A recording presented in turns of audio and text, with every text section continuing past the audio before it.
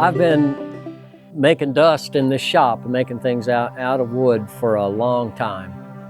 You know, it's organic, it's warm, it carves easily, it holds its shape. You can do anything you want with it.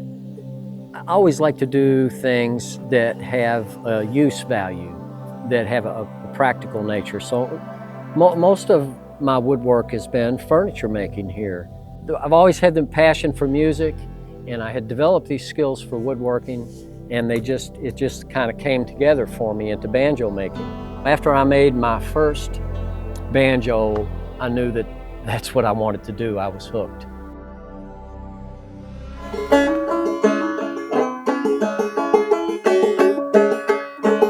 The banjos that I make and that most clawhammer banjo makers create are styled after banjos that were made like, 1880s through, the early 20th century, which was known as the golden age of banjo making, the period following the minstrel era, when the banjo became a popular parlor instrument and took a seat in the same room right next to the piano. This style of banjo, why it really resonates with me is because it's so non-commercialized. The music is about community. It's about being with others and having fun. It's not about being a star or anything like that. I don't think I'd have had any friends in college if it wasn't for music and shared music with others. It's about community.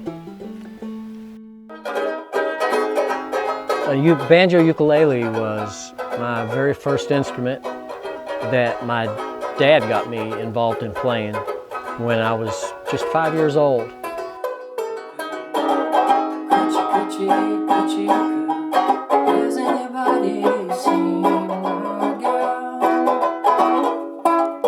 And so I think I've always had a love for the banjo and banjo music. It was the first instrument for me, where I started to take, music a little more seriously.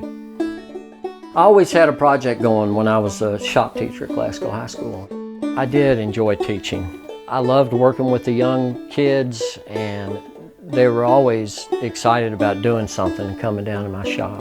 The industrial arts program, it was in the process of really changing to more of a technology education, so which is a good thing too. But when that happened, I felt like I pretty much lost my place, because I was a craftsman really at heart. When the program changed is when I decided to build this shop. The last 15 years in my shop here, before I turned to banjo making, I was making traditional greenwood chairs, which is a real old-time piece of furniture, that's made with old-time methods. You start with the log. To make a piece of furniture by hand, you can't get in a hurry, and you have to obsess quite a bit, really, about doing things right and being a perfectionist. But as much as you have to do that with furniture making, instrument making is a whole nother thing, really. Shaving the neck is a whole lot like shaving chair parts. Making a rim and gluing together the plies are also similar chair making bending techniques.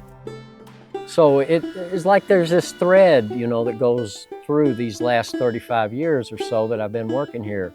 The first banjos I made were mountain-style banjos. These were instruments that were inspired by Foxfire books by Elliot Wigington. And he was a high school English teacher in North Georgia, and to inspire his students to write papers, he sent them out into the rural countryside to document the mountain life from the people that lived outside of town. All these different kind of mountain lifestyle methods and ways of living are recorded throughout this series of 10 books. And that's where I got the idea to get involved in banjo making, from these simple mountain instruments. Anyway, we're under this walnut tree right here, and the great thing about these walnuts, besides how good they are in a brownie, is that the hull is got a natural dye. The hulls of the walnut just make a fantastic stain, and it's been used to stain furniture, fabrics, all different kinds of things. We're using it today to stain our goat skin for a banjo. The walnuts, they've been used for this purpose for centuries, probably. I'm fortunate to live in a woods that happens to have a lot of trees that make great tone woods and work just wonderfully for banjo making. So most all of the wood I use in my banjos is homegrown. For me, open back old time banjos are so much more interesting to build compared to bluegrass style banjos. A big part of that is because the bluegrass banjo has been so standardized. The classic Gibson master tone has the sound thereafter, so you tend to follow that recipe. But with open back banjos, the specs are much more flexible. For example, you can choose different rim dimensions, different tone rings, or none at all, different tone woods, various scale lengths, and so much more, all depending on what kind of sound you want.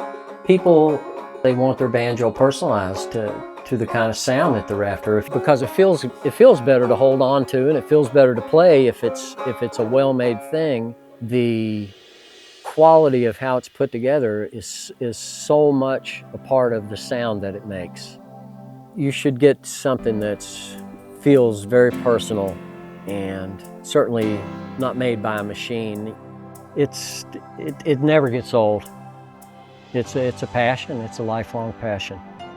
When my wife and I found this property 35 years ago, there was nothing here. I had developed quite a few carpentry skills. Actually built my wood shop myself, and then I built my log house, which is all reconstructed primarily from early settlement houses from right around in this area.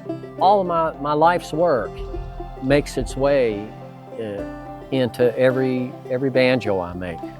Every single step is done slowly and right from the heart, and with love.